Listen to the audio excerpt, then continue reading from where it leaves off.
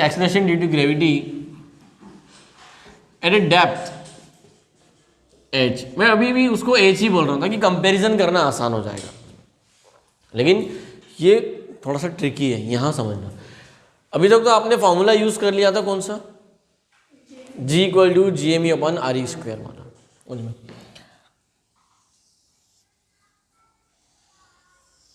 ये हमारी अर्थ, ठीक है। अभी ऑब्जेक्ट यहां पर था सरफेस पे, सरफेस से ऊपर गया हाइट वाले में तो कोई समस्या नहीं हुई क्योंकि RE+H कर दिया, ठीक है। बट एक ऑब्जेक्ट जो है, अब ये सेंटर ऑफ अर्थ है,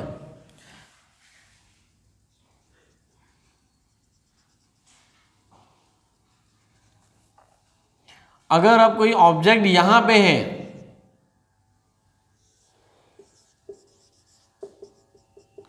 वो सरफेस से h डिस्टेंस पे नीचे आ गया है जमीन के अंदर, तो जब इसको अर्थ खींच रही है, जब इसको अर्थ, आप ऐसा समझो, एक सीन थोड़ा सा अपन क्रिएट करते हैं। ये मान लीजिए भाई ये एक पर्सन है, ठीक है।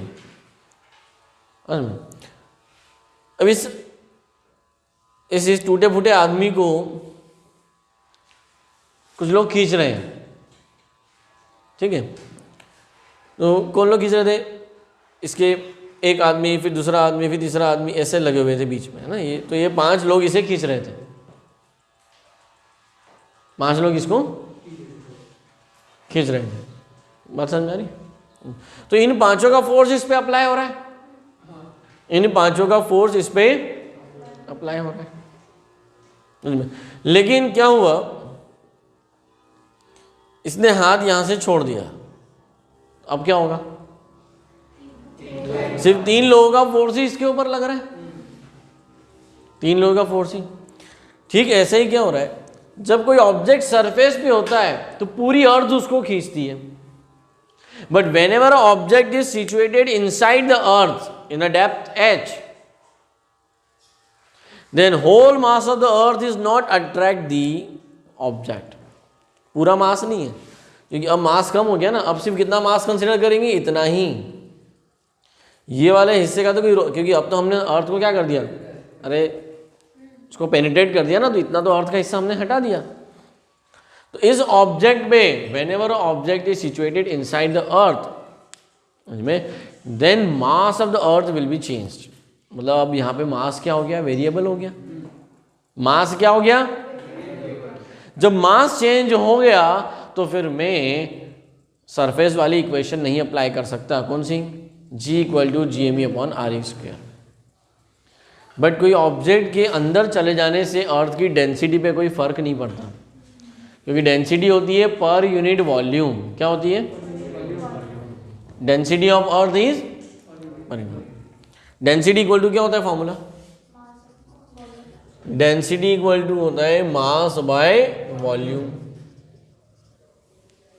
अगर किसी ऑब्जेक्ट के अंदर आ जाने से मास कम हो गया है अर्थ का, तो वॉल्यूम भी तो कम हो गया ना, दोनों कम हुए तो डेंसिटी में कोई चेंज, मतलब डेंसिटी क्या हुई, अनचेंज। डेंसिटी क्या है, सो हमें कौन सी इक्वेशन यूज करना है, relation between G and RJD वाली पार्टी, लालू प्रसाद है नहीं, वो इक्वेशन यूज करेंगे तो हमारा काम बन जाएगा। तो यहां कुछ पॉइंट को लिखते हैं, let any object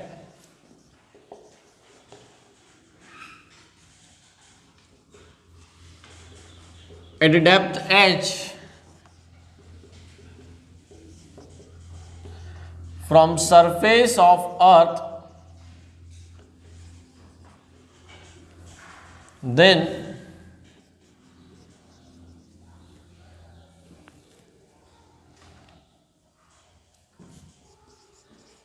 mass of inner shell of earth decreases, but density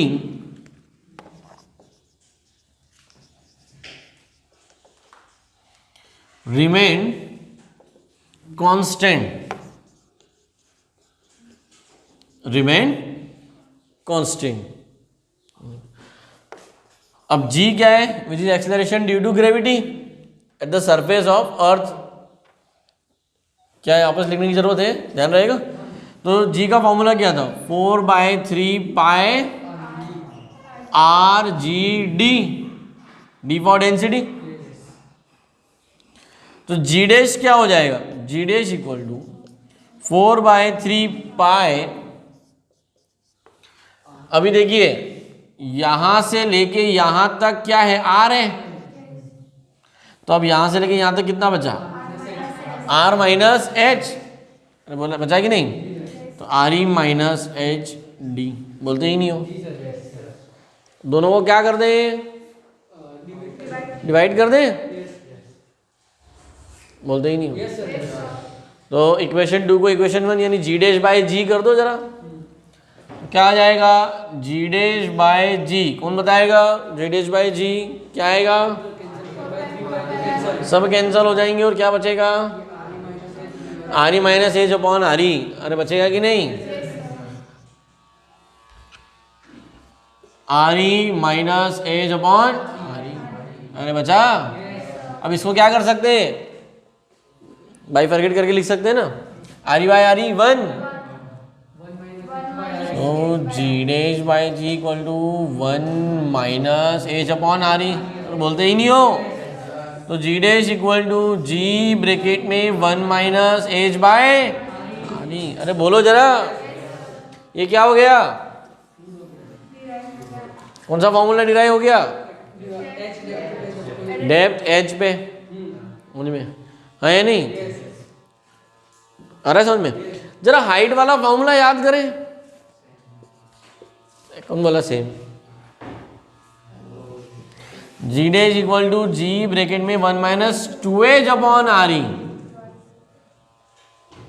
अब इसको ऐसा सोचो कि मेरे पास 100 रुपए थे, तो मैंने बोला 100 माइनस 5% ऑफ 100। अगर मैं यहां बोल रहा हूं 100 माइनस 5% ऑफ 100, तो यहां पे क्या हो जाएगा, 10%। डबल हो रही ना, समझते ही नहीं, नहीं आया समझ। कुछ लॉजिक लगाओ, मुझे बड़ा मजा आएगा। मान लो अगर मैं 1 किलोमीटर ऊपर गया, एक ऑब्जेक्ट 1 किलोमीटर ऊपर गया और वहीं दूसरा ऑब्जेक्ट 1 किलोमीटर अंदर गया, दोनों सेम हाइट पे गए, तो जो ऊपर गया उसके जी डैश की वैल्यू नीचे वाले से 2 गुना कम हो जाएगी। कोई मेरी बात का मीनिंग समझ गया? जो सामने बैठे सी वही समझ रहे हैं कि जो सुन रहे हैं वो भी समझ रहे हैं, समझ रहे हैं। और यही क्वेश्चन भी आएगा, प्रूव करने को आएगा। Prove that the decrease in acceleration due to gravity at a height at the same height and distance is 2 times the depth. तो आपको क्या करना है, ऐसा कंपेयर करना है। क्या करना है, इनको कंपेयर करना है या नहीं? अरे कंपेयर कर सकते हो ना, कंपेयर कर सकते हो कि नहीं, समझ में। लेकिन मजा अभी यहाँ नहीं है। सबसे बड़ा मजा तो क्या है, अर्थ के ऊपर जाओ, सरफेस से ऊपर जाओ या सरफेस से नीचे जाओ, जी की वैल्यू घटती ही है, कभी बढ़ नहीं रही है। मतलब पूछा क्या जाएगा कॉम्पिटिटिव एग्जाम में, क्वेश्चन क्या आएगा, where the maximum value of g surface of earth. Maximum value क्या है, 9.8। नीचे जाओ तो 9.8 से कम होती है, ऊपर जाओ तो 9.8 से कम होती है, बढ़ती किसी भी केस में नहीं है। और नीचे जाओ तो कम होते होते होते, अगर मैं, जरा बताओ भाई, कौन बताएगा मुझे, में ध्यान से लगाना, जिसको पता हो जस्ट क्विकली हाथ रेज करना। अगर मैं H equal to R E कर दूं इस फॉर्मूले में, तो जी डैश की वैल्यू क्या आएगी, 0। और H equal to R E हो गया, मतलब क्या, हम कहाँ पहुंच गए, अरे सेंटर पे ही बैठ गए। कहाँ बैठ गए, और अगर आप अर्थ के सेंटर पे बैठ गए, वहां पे वेटलेसनेस फील होगा। क्या करोगे, अरे उड़ोगे। जैसा स्पेस में वेटलेसनेस होता है ना, स्पेस में जाके अगर आपको कोई छोड़ दे तो क्या करोगे, नीचे नहीं आओगे, वहीं पे फ्लाई करोगे ना। क्योंकि हम कैसा फील करते हैं, वेटलेसनेस, और ऐसा ही वेटलेसनेस लिफ्ट के अंदर भी फील किया होगा। Condition of weightlessness in a lift में पढ़ते होंगे, उनको ध्यान आएगा, आया नहीं मुझ में? तो एक और क्वेश्चन क्या आएगा?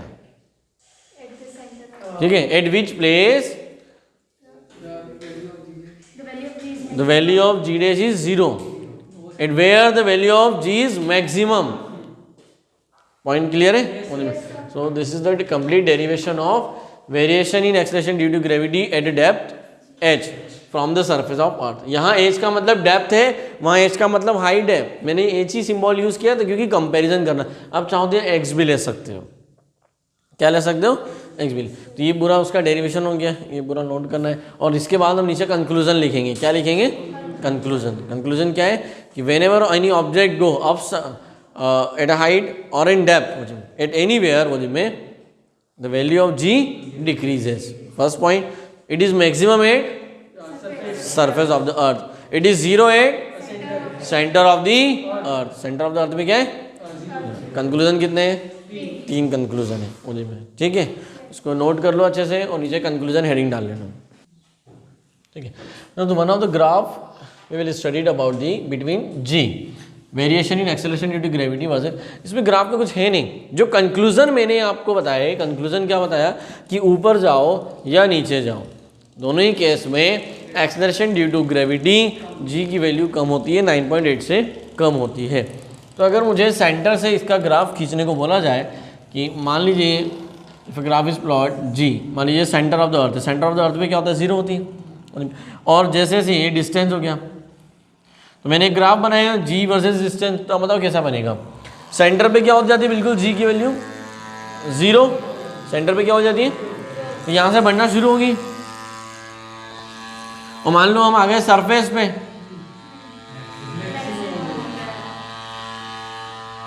और अब हम सरफेस से और ऊपर जा रहे हैं, डिस्टेंस बढ़ते जा रहा है, तभी नीचे जाएगी ना। लेकिन अब स्ट्रेट लाइन लीनियरली वेरी नहीं होती, ऐसी होती है। मतलब ग्रेजुअली एंड ग्रेजुअली वो डिक्रीज होते जाती है। अरे समझ में बेटा? जो ग्राफ कैसा बनेगा? ऐसा और ऐसा। समझ में? ये यहाँ पे ये मैक्सिमम है, ठीक है, और यहाँ पे आ गए, मतलब हम कहाँ आ गए? सरफेस पे आ गए। इमेजिनेशन आ रहा है कि नहीं? ये जी का वेरिएशन है, और डिस्टेंस तो ये है ना, अर्थ की सेंटर से हम आगे बढ़ते जा रहे हैं, ऊपर की तरफ आ रहे हैं। अर्थ के सेंटर से कहाँ आ रहे हैं? ऊपर आते जा रहे हैं। जैसे ऊपर आए, अब सरफेस पे आ गए, सरफेस पे आगे तो क्या हो गई? मैक्सिमम हो गई। ग्राफ समझ में आया मुझे में? तो कॉम्पिटिटिव में ऐसा ग्राफ भी आया, बोर्ड में आया तो भी बना सकते हैं मुझे में। तो this is the graph between ji versus distance from the centre of earth. मुझे में क्लियर है? तो कंक्लूजन के 3 पॉइंट्स लिखने के बाद में आपको ये ग्राफ बनाना है। मुझे में अब आता है हमारा, तो मैं इसको हटा देता हूँ भाई, मुझे में है ना, क्लियर? कंक्लूजन के 3 पॉइंट्स लिखने के बाद ये ग्राफ बनाओगे, और फिर ग्राफ के बाद में हेडिंग डालेंगे। क्या हेडिंग डालेंगे? Variation in acceleration due to gravity due to the shape of earth. उनमें और यहाँ हमें सीखने को मिलेगा कि गोल्ड कहाँ से खरीदना चाहिए, गोल्ड खरीदना चाहिए मुझे में। ठीक है, इसको नोट कर लो। So variation in acceleration due to gravity g due to shape of earth.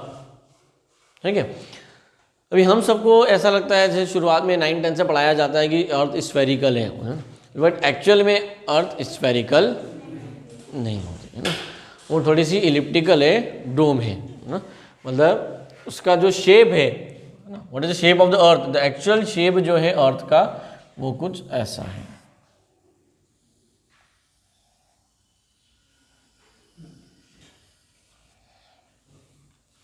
ये है पोल और ये है इक्वेटर। ये पोल है और ये equator.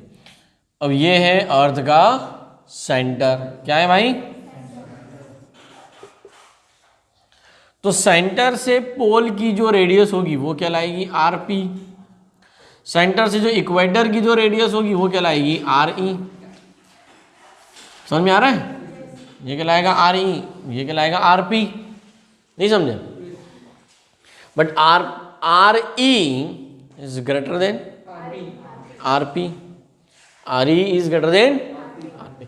So shape of earth, इसकी शुरुआत कैसे करते हैं, देखो इस डेरिवेशन की आपको खुद ही को आ जाएगा। Shape of earth is elliptical,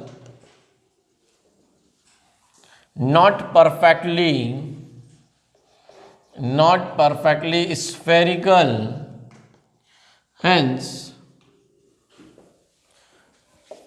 radius of equator RE is greater than RB.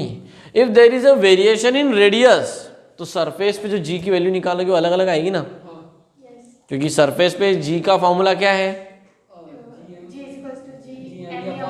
Are square. मुझे में तो देखो यहाँ रेडियस ऑफ अर्थ नहीं है, ये आर ई फॉर इक्वेटर है। मैं चाहूँ तो ई क्यू लिख देता हूँ, कंफ्यूजन नहीं होगा। R B and R E Q, radius of equator. तो पोल पे, पोल मतलब ये भी सरफेस हो गया, ये भी सरफेस हो गया, मतलब सरफेस टू सरफेस भी जी की वैल्यू बदल रही है ना। कैसे बदल रही है, जी पी इक्वल टू क्या हो जाएगा, G M upon R P square, बोलते ही नहीं हो। जी इक्वल टू क्या हो जाएगा, G M upon are E square, R E Q square, बोलो भाई। जी पी बाई जी को क्या कर दो, डिवाइड कर दो, क्या हो जाएगा, जी एम कैंसिल हो गया, are E Q square upon R P square, बोलते ही नहीं हो।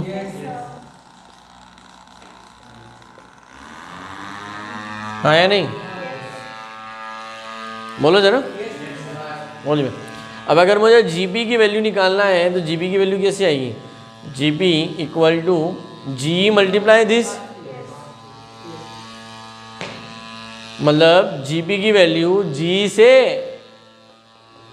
ज़्यादा है, हाँ या नहीं। आपको इस फॉर्मूले में ही नजर आएगा। वी नो दैट, क्या ना, देखो आर पी कम होता है और आर ई क्या होता है, ज़्यादा होता है। थोड़ा बहुत मेरे साथ है कि नहीं, मुझे में तो हम पकड़ लेते हैं, किसको पकड़ लेते हैं भाई, ये आमिर खान को पकड़ लेते हैं। देखो आमिर खान के पास 100 रुपये, मेरे पास भी 100 रुपये, ठीक है। लेकिन आमिर खान के पैसों को जितने 100 थे उसको हमने 10 के स्क्वायर से डिवाइड किया, और मेरे जो पैसे हैं उनको 2 के स्क्वायर से डिवाइड किया। बताओ किसके पास पैसे ज़्यादा बचे, क्यों?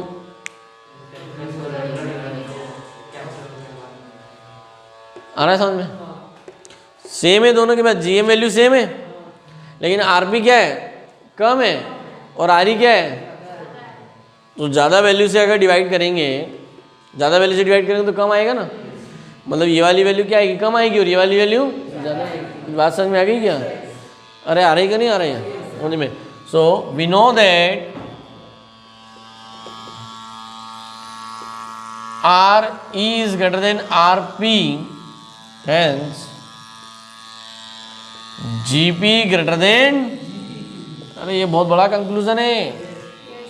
The acceleration due to gravity at pole is more than equator, more than, हाँ या नहीं, बोलते ही नहीं हो, ठीक है। अभी देखो आपने, अब आपको डिसाइड करना है कि गोल्ड कहाँ से खरीदना है। अब आप खुद पता करोगे कहाँ से खरीदना चाहिए और कहाँ बेचना चाहिए जहाँ आपको मुनाफा हो सके। सपोज मैं 10 ग्राम गोल्ड खरीदता हूँ, उसका मास गोल्ड का मास कितना है, 10, गोल्ड का मास कितना है, 10। वो मैंने 10 मास का गोल्ड 1 लाख का खरीदा,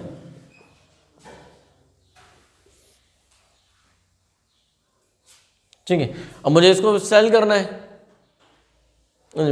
लेकिन अगर 8 ग्राम गोल्ड ही 1 लाख में चला जाए तो मेरे पास क्या बच गया, 2 ग्राम गोल्ड बच गया ना। देखो बिजनेस करने का ये भी तरीका होता है ना। कुछ लोग क्या सोचते हैं कि अगर 1 लाख का लाए तो 5 लाख में बेचेंगे। दूसरा तरीका क्या है बिजनेस का, कि 1 लाख में आप जितना माल लाए हो उतना ही माल उतने ही पैसे में उसका आधा बेच दो या उससे कम बेच दो।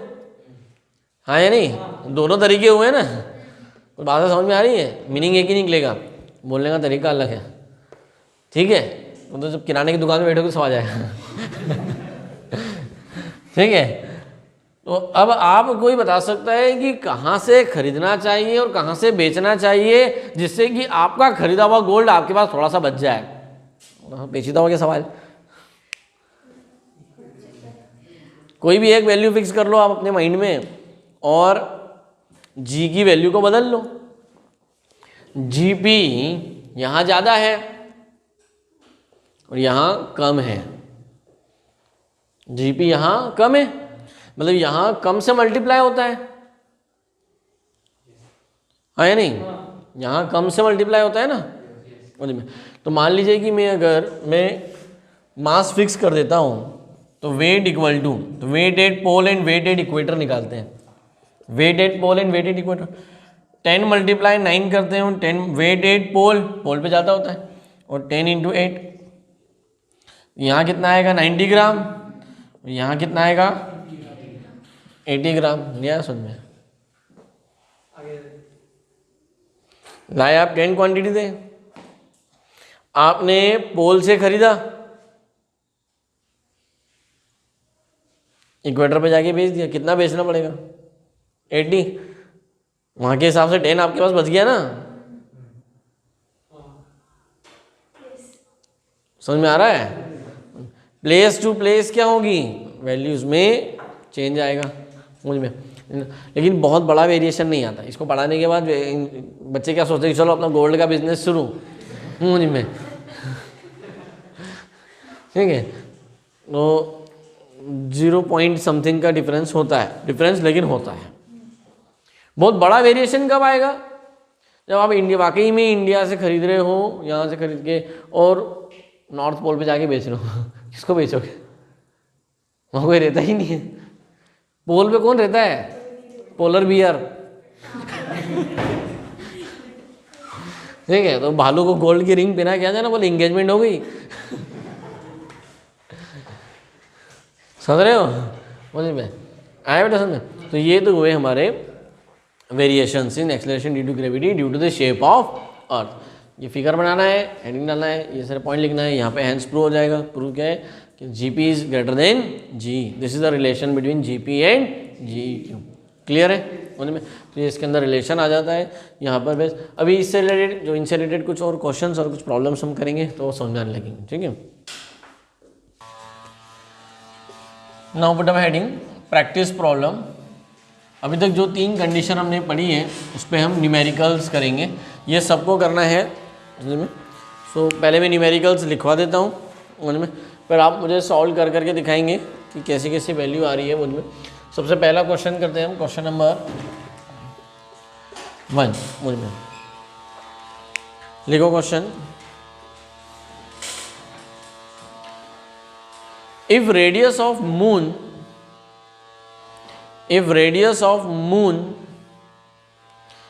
is 2 times of radius of earth, if radius of moon is 2 times of radius of earth,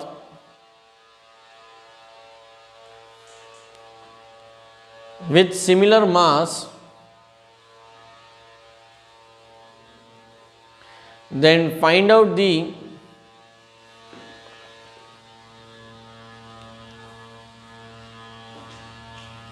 acceleration due to gravity on moon. Find out the acceleration due to gravity on moon. ये first question है। Second question लिखो, if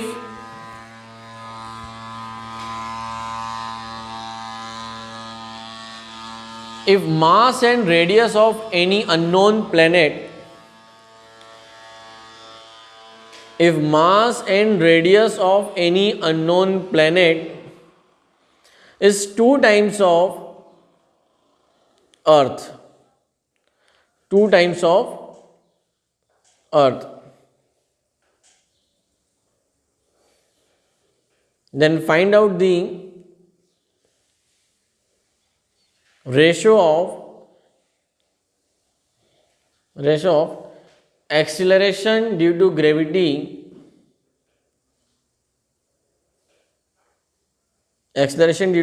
eight planet and earth. Next question.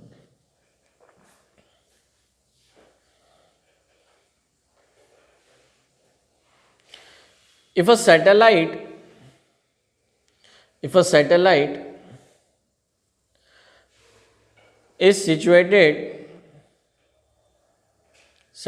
is located, ऐसा लिख सकते हो, situated located at a height of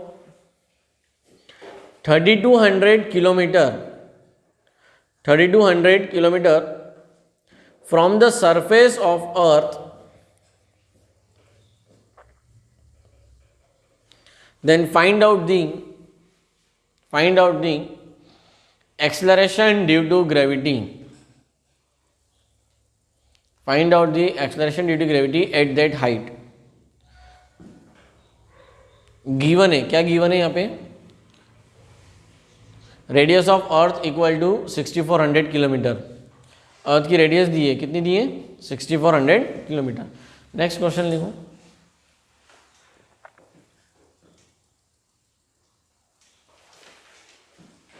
At what depth? At what depth from the surface of the earth? At what depth from the surface of the earth the acceleration due to gravity first, इसका part A, half of the original, B 1/4 of the original,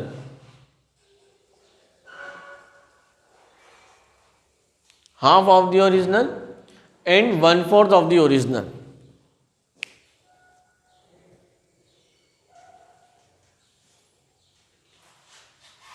Next question.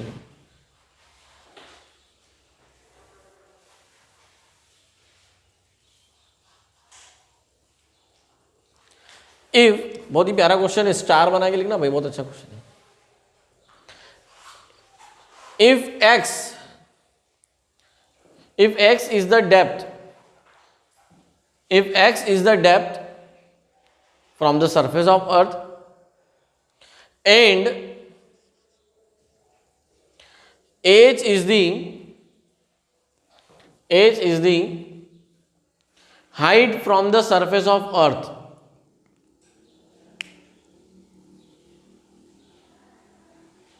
then at which value of x and h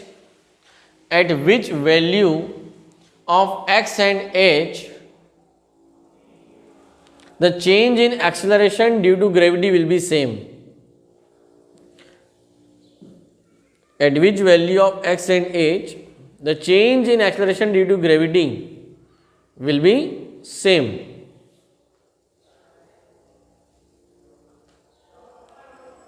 कितने numerical हुए? 5.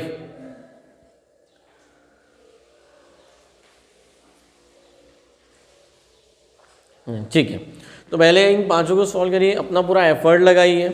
मुझ में ना बिना effort लगाए direct solutions नहीं देखना है ना लिखना है. मुझ में फॉर्मूले आपके पास है, कैसे आपने अभी अभी लिखे हैं, पढ़े हैं. क्वेश्चंस को पढ़ने की फिजिक्स तभी आएगा जब आप क्वेश्चन को रीड करके सोचना सीखोगे, अप्रोच लगाना. अपने माइंड में अप्रोच लगाइए. जितने फॉर्मूले मैंने अभी पढ़ाए हैं, आपने G = GM/RE² एक फॉर्मूला पढ़ा, दूसरा पढ़ा G' = G (1 - 2h/r), तीसरा पढ़ा G' = G (1 - h/r). जो फॉर्मूलेज आपने पढ़े हैं उन्हीं फॉर्मूले से ये क्वेश्चन होंगे. आप ढूंढो कि कौन सा क्वेश्चन कौन से फॉर्मूले से होगा मुझ में. ठीक है,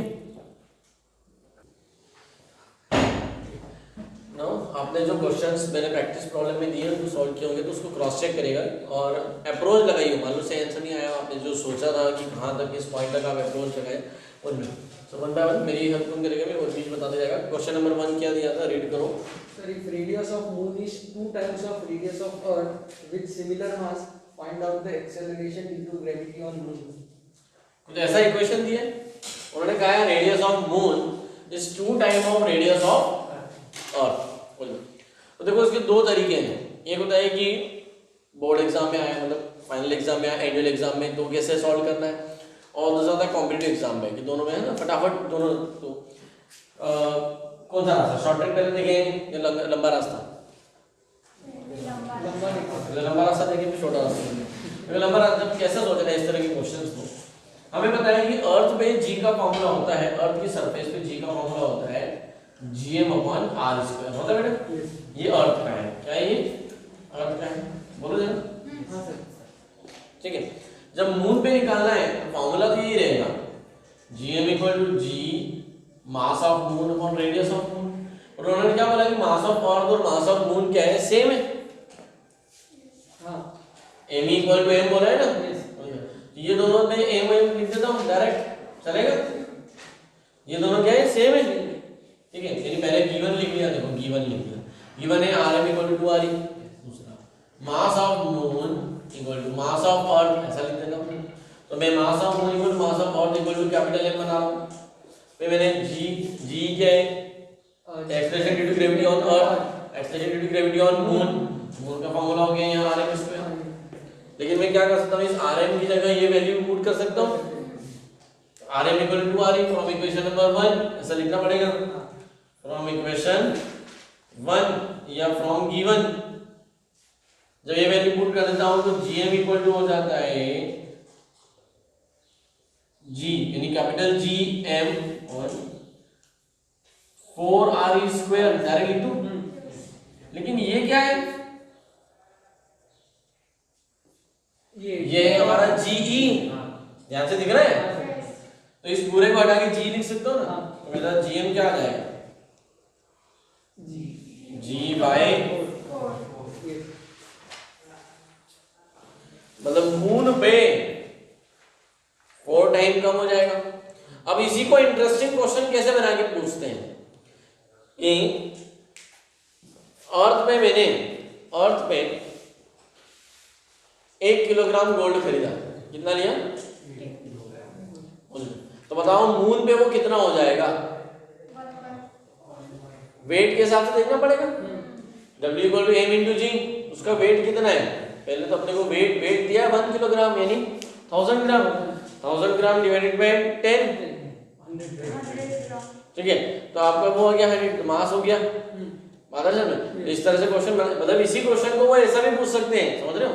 मैं चाहूं तो एक क्वेश्चन बढ़ा सकता हूं कि if any object have a mass बोल दो, if any object have mass 100 gram on the surface of earth,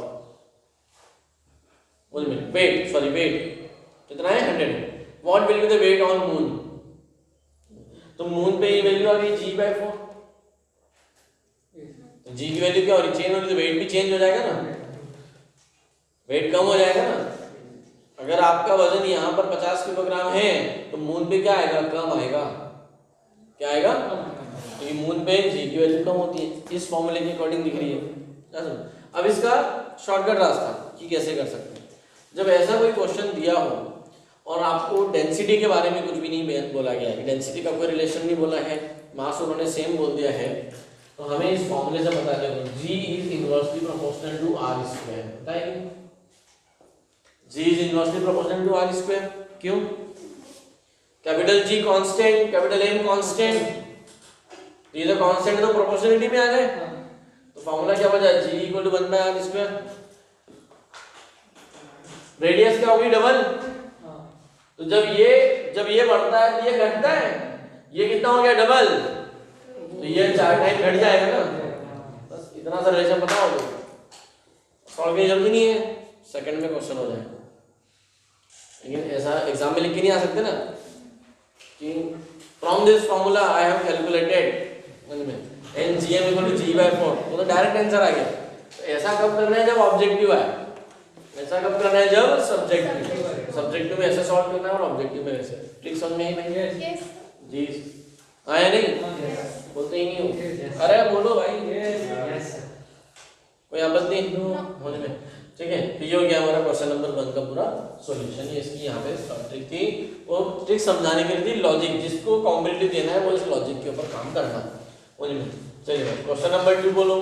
If mass and the radius of any unknown planet is 2 times of Earth, find out the ratio of acceleration due to gravity at planet and Earth. अब ये question बिल्कुल वैसे ही दिया है। अब आपको या तो लॉजिक हो तो आप डाउट कर लोगे। मान लो प्लेनेट का GP for planet, g for earth. अब उन्होंने मास भी डबल है और उसकी रेडियस भी डबल है, तो हमें क्या पता है, वी नो दैट। अभी मैं शॉर्ट ट्रिक वाला कर रहा हूँ। कौन सा वाला कर रहा हूँ? शॉर्ट ट्रिक वाला।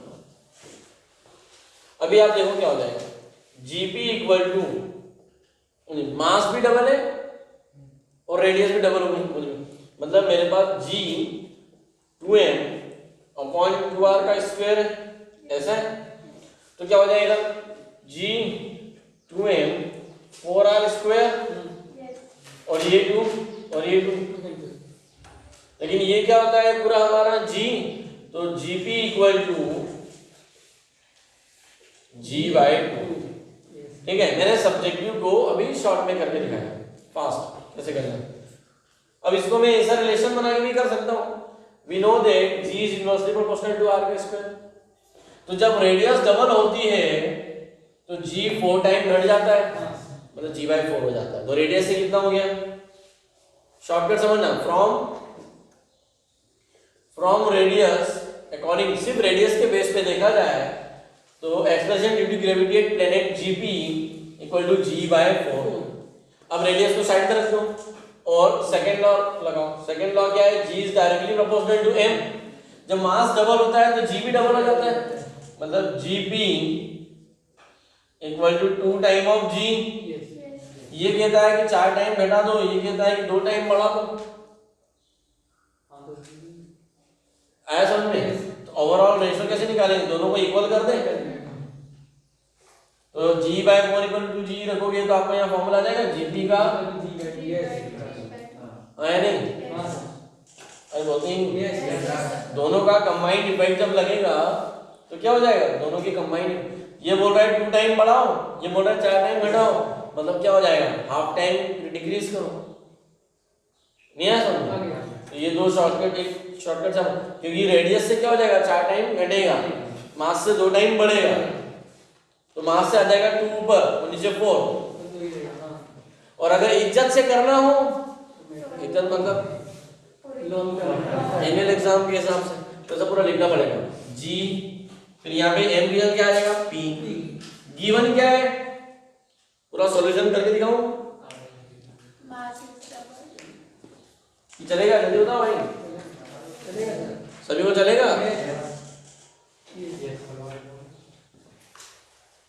गिवन क्या है, मैं गिवन लिखना तो आपको समझ में आ जाएगा।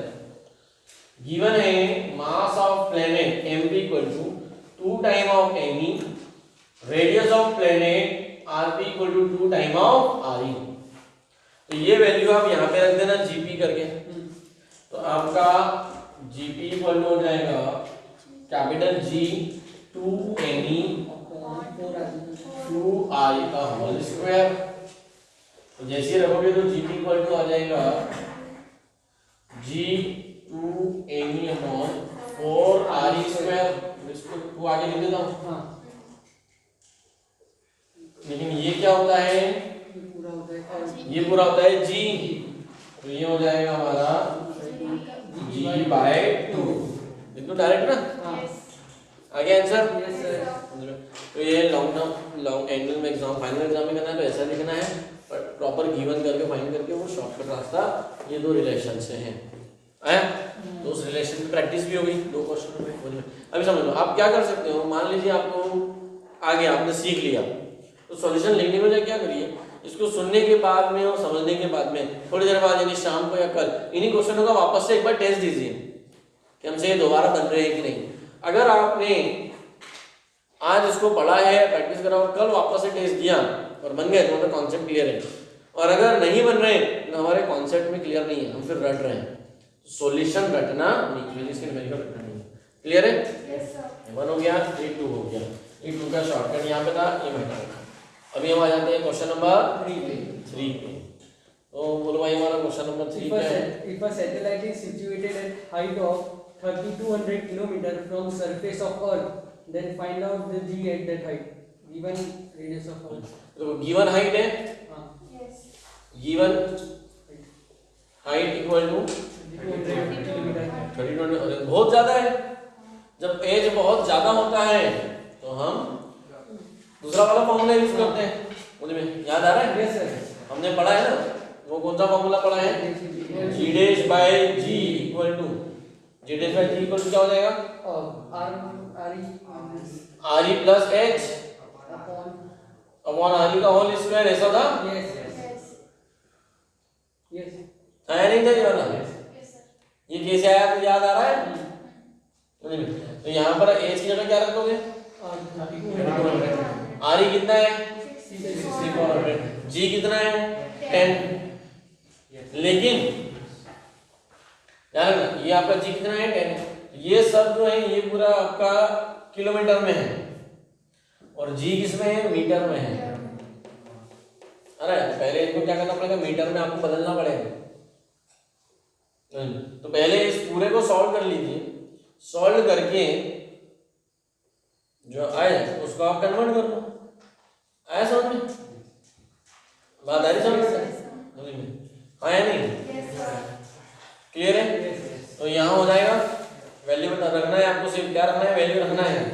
फॉर्मूला ये वाला यूज होगा, ठीक है? Question number 4।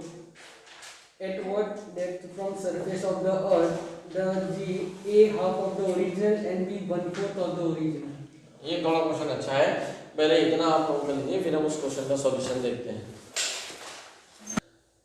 ठीक है, तो प्रैक्टिस प्रॉब्लम का क्वेश्चन अभी तक हमने जो जो फॉर्मूले डिराइव किए उन पे क्वेश्चन प्रैक्टिस कर रहे हैं। तो फोर्थ क्वेश्चन मुझे बताइए कौन सा क्वेश्चन था? फोर्थ क्वेश्चन क्या दिया था? At what depth from the surface of the Earth the acceleration due to gravity is half of the original and second 1/4 of the original? बहुत ही प्यारा क्वेश्चन है। देखो अब आपको क्वेश्चन समझ में आना चाहिए।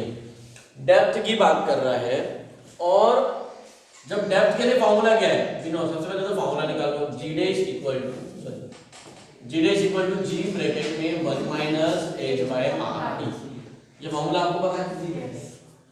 ठीक है। अब वो कह रहा है कि एक ऑब्जेक्ट अर्थ के अंदर है, लेकिन ऐसा कितना अंदर जाए कि ये जो वैल्यू है जी डैश इस ओरिजिनल के हाफ हो जाए। मतलब आपको समझ आया? इनडायरेक्टली गिवन क्या है? गिवन है g dash equal to g by 2 और फाइंड क्या करना है? वेरी गुड, फाइंड हमें क्या करना है? एच हमें फाइंड करना है। तो इस फॉर्मूले में ये पता चल गया, ये तो हमको पता ही है 6400 किलोमीटर, तो हम क्या एच नहीं निकाल सकते? निकाल लेंगे। बोलो भाई, एच निकाल सकते हैं ना? बोलते ही नहीं। क्लियर है? तो अभी करके दिखाऊंगा, हो जाएगा क्वेश्चन। मतलब आपको क्या करना है? यहाँ पे रखना है जी बाई 2, यहाँ रखना है जी ब्रैकेट में 1 minus H by are E. लेकिन अब ये जी से जी तो क्या हो जाएगा? कैंसिल हो जाएगा। तो यहाँ बचा 1/2। क्या बचा? 1/2 equal to 1 minus H by. अब इसको तो सॉल्व कर ही सकते हो, इतना तो ज्ञान आ जाएगा ना। ये एच बाय आर इधर आ गया, ये 1/2 इधर चला गया, तो यहाँ बचा 1/2। बोलते ही नहीं हो। तो जरा बताओ मैथ्स वाले, एच की वैल्यू क्या? 3200। सवाल सही है। सही है। आ गया आंसर? Yes sir. क्या करा मैंने? ये इधर गया, देवी जी समझ में आया? 1 माइनस 1/2 कितना आएगा? 1 माइनस 1/2 बताओ और पार्ट कितना आता है? बहुत बड़ा सवाल है ये मैंने पीएचडी का क्वेश्चन पूछा है यहाँ पे, एमएससी वाले भी नहीं कर पाते हैं। 1 माइनस 1/2। अब मुझे बताओ ये कौन सी क्लास में पढ़ते हैं? सेकेंड थर्ड में नहीं होता। फ्रैक्शन सब्सट्रैक्शन नहीं है, लेकिन फ्रैक्शनल सब्सट्रैक्शन है। फ्रैक्शनल सब्सट्रैक्शन आप 4th क्लास में 5th क्लास में पढ़ लेते हैं। 5th क्लास में अभी कौन सी क्लास में है? कौन सी क्लास में? गलती से कहाँ जाके बैठ रहे हैं? 5th क्लास में जाके बैठ रहे हैं। फटाफट एडमिशन ले लो, क्लोज हो जाएंगे। ठीक है, अभी तो आंसर बताओ।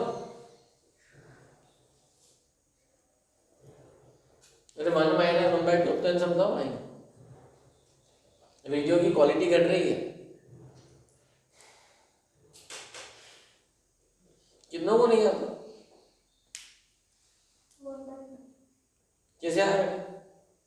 2 को 1 से मल्टीप्लाई किया और 2 इतना लॉजिक लगाने की जरूरत है क्या? हाँ भी करना है ना। ठीक है, 100 रुपए थे, उसका आधा मैंने ले लिया। 50 ऐसे गड़बड़ वाला मामला है। ठीक है, ये 1/2 इधर आया, बेटा इधर आया, तो h बाय, एक तो मैं स्टेप बाय स्टेप करके दिखा रहा हूँ। 1/2। ठीक है, h इक्वल टू क्या आ गया? r बाय 2 r/2 और r कितना होता है? 6400। h इक्वल टू आ गया 3200। ये एग्जैक्ट आंसर आ गया था सभी का। Yes sir. ये हो गया क्वेश्चन नंबर 4 का पार्ट 1। क्या हुआ बेटा? पार्ट 1 है। अभी पार्ट 2 देखो। अब पार्ट 2 में बन जाएगा, क्योंकि उन्होंने क्या बोला कि किस हाइट पे, किस डेप्थ पे g की वैल्यू 1/4 हो जाए। मतलब गिवन क्या है? गिवन है g dash equal to g/4। निकालना क्या है बेटा? h निकालना है। बस अब सेम ऐसे ही ऐसे ही करना है। आया नहीं? हो जी, कितनों ने कर लिया है इसको? एक ही नहीं किया है। तो भैया चलो, आपके पास 1 मिनट है, इसको करके दिखाओ सभी लोग। अभी क्या भी करके दिखाओ। हाँ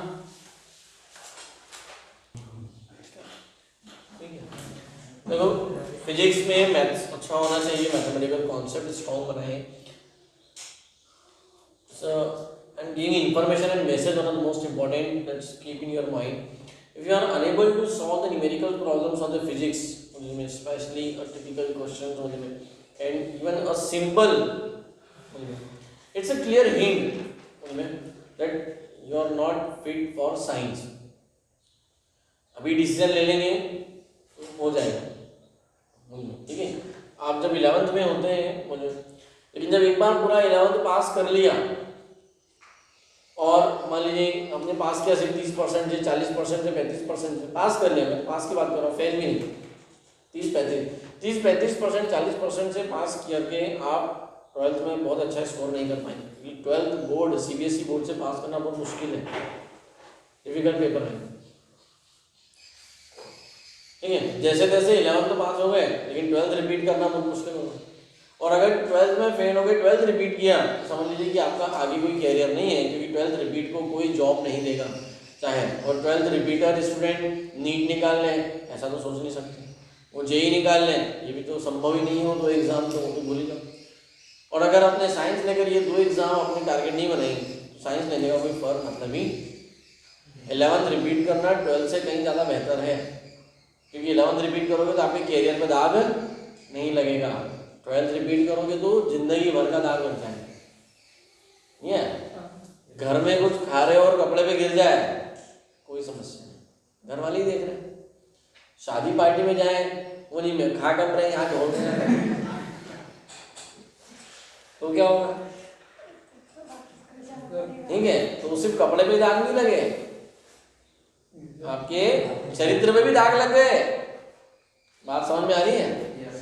और इतना सा समझ में आता है, लेकिन तो भैया अगर 1 माइनस 1/2 नहीं आता, 1 माइनस 1/4 नहीं आता है, इमीडिएट 5th क्लास में एडमिशन ले लेना चाहिए, हाथों हाथ ले लेना चाहिए। चलो भाई, g dash equal to g/4, h equal to, ये क्वेश्चन मार्क है समझ में। अभी हमें फाइंड करना है, तो इस फॉर्मूले में फिर से यही वाला फॉर्मूला लगाएंगे। तो मैं डायरेक्ट वैल्यू पुट कर दूं क्या? जी डैश की जगह मैं लिख दूं g/4, तो g/4 equal to g bracket में 1 minus h upon r e लिख दूं ऐसा।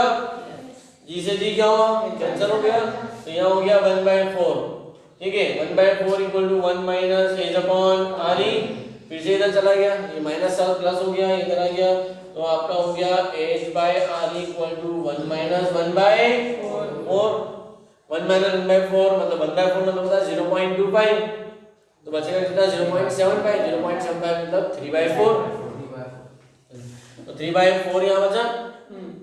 क्या निकालना है हमें, h निकालना है, तो h equal to 3/4 into r e की वैल्यू होती है 6400, कितनी होती है, so h equal to 3/4 multiply by 6400।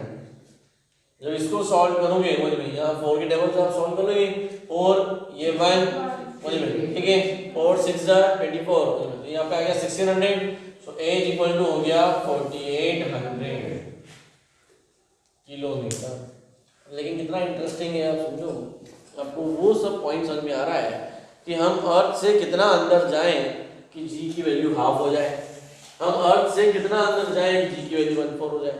Half हो जाए इसका मतलब क्या कि अगर आपका वजन अर्थ की सरफेस पे 50 किलोग्राम है और अगर आप 30 to 100 किलोग्राम नीचे चले गए और फिर वेइंग मशीन पे खड़े होंगे तो आपका वजन 25 kg दिखाएगा। समझ में आया, नहीं आया? अब इसी को वेट से रिलेट करके पूछ सकता है, वो पूछ सकता है कि नहीं, समझ में? तो ये प्रॉब्लम्स बन रही है, समझ में आ रहा है, समझ में? तो ये हो गया क्वेश्चन नंबर 4। अब आते हैं क्वेश्चन नंबर 5 पे, वो भी एक अच्छा प्रॉब्लम है। क्वेश्चन नंबर 4 भी अच्छा क्वेश्चन था, आप इसको इस पे इस तरह के क्वेश्चंस आते हैं। ये पूरा पार्ट 1 का सॉल्यूशन पार्ट 2 का समझ के लिखिए, मुझे में जल्दीबाजी नहीं है, ट्राई करिए। इसी को एक ऐसा अपना आप इंडेक्स टेस्ट समझ सकते हैं, समझ में है ना, कि पढ़ते हुए हम लोग जो क्वेश्चंस लगा रहे हैं उनको। चलो इसको नोट कर लो। चलो क्वेश्चन नंबर 5 बताओ क्या था। H is the depth from surface of Earth and h is the height from surface of the Earth. Then at which value of x and s the acceleration due to gravity is same. देखो x क्या है, depth है, h क्या है, height है। वो कह रहा है कि हम अर्थ से ऐसा कितना अंदर जाएं और अर्थ से ऐसा कितना ऊपर आए कि जी डैश की वैल्यू सेम हो जाए। देखो इसको दो तरह की करने के, एक तो मैं पूरा वही जैसे अभी सारे क्वेश्चन सिखाए सब्जेक्टिव फॉर्म में, यानी एनुअल फॉर्म एग्जाम में अगर आता है, वो कहता है शॉर्टकट बहुत इजी है, मतलब ये क्वेश्चन 1 मिनट का भी नहीं है, 1 मिनट से भी कम का है। उनमें फिगर में देखें तो क्या होगा, ये सेंटर ऑफ द अर्थ, उनमें वो कह रहा है कि आप x नीचे जाओ, उनमें x नीचे आए, यहां से लेके यहां तक हमारा क्या है r है, और यहां से h ऊपर चले जाओ। x नीचे आए और h ऊपर, दोनों ही केस में जी डैश की वैल्यू सेम है। जब हम x नीचे आते हैं तो जी डैश का फॉर्मूला क्या होता है, we know that g dash equal to ji bracket में 1 माइनस, अब मैं लिखूंगा x अपॉन आर ई, और जब ऊपर जाते हैं for height g dash equal to g 1 माइनस 2h upon are e. But given है, क्या गिवन है, गिवन है g dash of depth equal to g dash of height. ये क्या है बेटा, गिवन है या नहीं? दोनों इक्वेशन को क्या कर दो, इक्वेट कर दो। जब दोनों को इक्वल लिखोगे तो क्या लिखोगे, जी ब्रैकेट में 1 minus x upon R E, जी ब्रैकेट में 1 माइनस 2h अपॉन आर ई।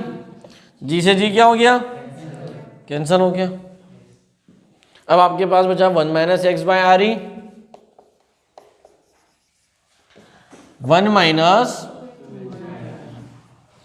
1 से 1 भी कैंसल, माइनस से माइनस कैंसल, तो आपके पास x by are e upon 2h upon R E.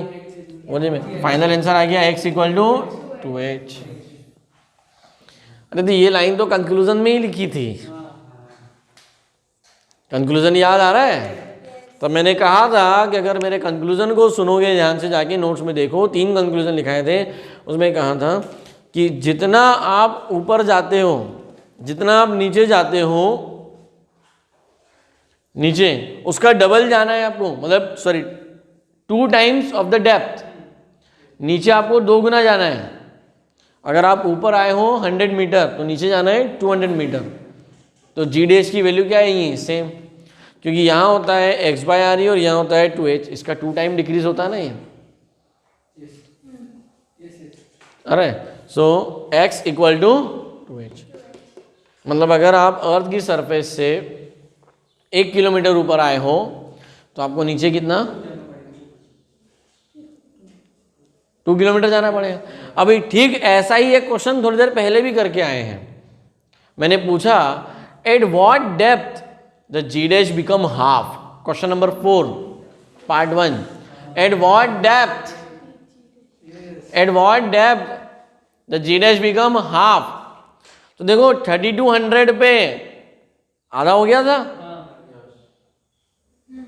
और नीचे 3200 चले जाओ 0 ही हो जाएगा ना, और 3200 नीचे चले जाओगे तो 0 हो जाएगा। तो अगर ऐसा पूछेगी at what depth g dash become 0, तुम्हें याद आना चाहिए ना कि सेंटर पे ही, सेंटर मतलब हमें कितना 6400 नीचे जाना है। तो बच्चे क्या करते हैं, एट व्हाट डेप्थ पूछते हैं और पहला ऑप्शन लिखा होता है 0 किलोमीटर, तो उस पर टिक कर देते हैं, मतलब सर ने 0 बताया, जी 0 हो जाता है, डिस्टेंस 0 नहीं हो जाती है। क्वेश्चन समझ में आ रहा है?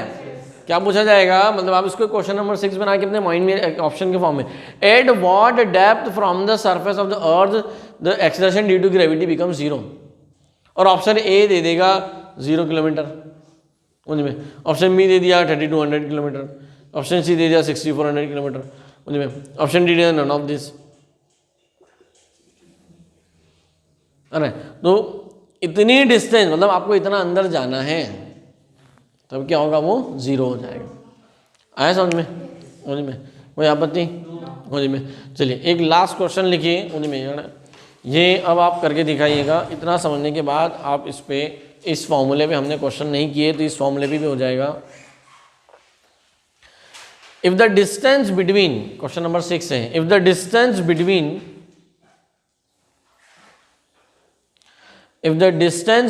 two objects, if the distance between two objects become double,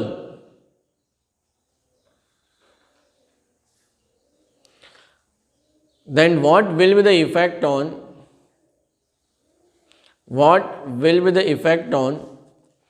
gravitational force of attraction? What will be the effect on gravitational force of attraction? 2 minute है आपके पास इस सवाल को करने के लिए, एक लॉन्ग मेथड और एक शॉर्टकट, दोनों आपको अपने माइंड में सोचना है, ठीक है। Now come to the solution of question number 6। उसमें देखो सडनली मैंने माहौल, एटमॉस्फेयर चेंज कर दिया। अभी तक अपना पूरे सारे क्वेश्चन किस पे चल रहे थे, ग्रेविटी पे। आपको क्वेश्चन को पढ़ा अगर नहीं होगा ना तो आपको समझ नहीं आए। ये क्वेश्चन है न्यूटन्स लॉ ऑफ ग्रेविटेशन का,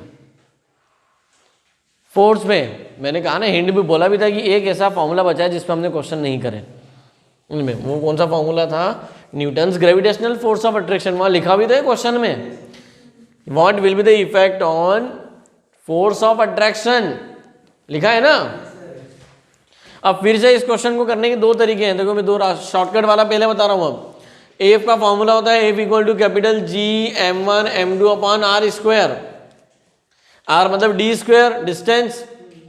अगर डिस्टेंस को डबल कर दिया, डिस्टेंस डबल हो गई मतलब 4 टाइम। अगर डिस्टेंस ये बढ़ेगा तो ये घटेगा, तो कितना घट जाएगा, 4 टाइम। आंसर आ गया। अगर डिस्टेंस डबल कर दी तो फोर्स ऑफ अट्रैक्शन क्या हो जाएगा, 4 टाइम डिक्रीज हो जाएगा। अब इसको प्रूफ करते हैं लॉन्ग मेथड। मुझ में लॉन्ग मेथड से कैसे, ये रहे 2 ऑब्जेक्ट, मान लो 2 ऑब्जेक्ट ए और बी, और उनका बीच का डिस्टेंस है अभी डी। कितना है, डी। सो आपको पूरा स्टार्टिंग ऐसा लिखना है, let the 2 object a and b having a distance d, में then force of attraction will be, यानी F1 equal to G M, अब कुछ भी ले लो, M1 M2 ले लो, या M1 M2 दोनों मास सेम ले लो कुछ, क्योंकि मास के बारे में कोई चर्चा ही नहीं की है उसने, ठीक है। तो हम क्या करें, उसको इक्वली ले लें, या M1 M2 चल लें तो अभी, तो d²। Okay, now case 2। अब इसी क्वेश्चन का केस क्या बोल रहा है, if distance d double, distance क्या कर दी उन्हें, डबल कर दी, मतलब a और b के बीच की डिस्टेंस को बढ़ा दिया है। बट डिस्टेंस बढ़ाई है, मास बास थोड़ा ना कम किया, वो तो वही रहेगा ना, ऑब्जेक्ट तो वही की वही है। So F2 equal to g m1 m2 2d whole square, तो g m1 m2 4d square. लेकिन ये पूरा क्या है, ये पूरा है हमारा F1 फ्रॉम इक्वेशन फर्स्ट। तो F2 इक्वल टू क्या आ गया, F1 बाय 4, ये हो गया उसका प्रूफ, ठीक है। एक है आपके पास शॉर्टकट, तो शॉर्टकट याद रखो कि F is directly proportional to product of mass M1 M2, F is inversely proportional to distance of square between them. जब मास की चर्चा नहीं की तो सिर्फ डिस्टेंस को, आ रहा है समझ में। तो यहां से अगर ये डबल हो गया तो ये 1/4 टाइम डिक्रीज हो जाएगा, ठीक है। So these are the some of the practice problem based on the gravitational formulas, वो जो अभी तक हमने पढ़े। मोस्ट इंपॉर्टेंट एक डेरिवेशन है, लेकिन वो डेरिवेशन एनसीईआरटी में नहीं है, that is on spin, rotation और लैटिट्यूड के बेस पे, बट फिर भी हम उसको पढ़ेंगे। उसके लिए आपको क्या पढ़कर आना है, पहले से ध्यान रख लीजिए सभी लोग, एंगुलर वेलोसिटी, एंगुलर एक्सेलरेशन, समझ में, सर्कुलर मोशन की ये जो टर्म्स हैं इनको स्टडी करके रखेंगे तो आपको ज़्यादा अच्छे से समझ में आएगा कि वो क्या चर्चा है। दूसरा, एक सभी लोग ध्यान से सुनेंगे इंस्ट्रक्शंस को। केमिस्ट्री में आपका मोल कॉन्सेप्ट चल रहा है, मोल कॉन्सेप्ट का पार्ट 2 अपलोडेड है, उनमें पार्ट 5 जो क्लास 12th का सॉल्यूशन चैप्टर के नाम से डाला गया है वो मोल कॉन्सेप्ट का पार्ट 5 है। आप उसको जब देखोगे तो उसमें आपको उसके भी नोट्स साइमल्टेनियस बनाना शुरू कर देना है। उनमें आइदर आप पार्ट 3 पार्ट 4 के लिए स्पेस छोड़ सकते हो, ठीक है, अदरवाइज पार्ट 5 की अलग से कुछ पेजेस पे बना लो और बाद में उसको स्टेबल कर लोगे। बट पार्ट 5 का वीडियो आप सबको देखना है, उससे नोट्स बनाना है, मोल कॉन्सेप्ट पार्ट 5, ठीक है।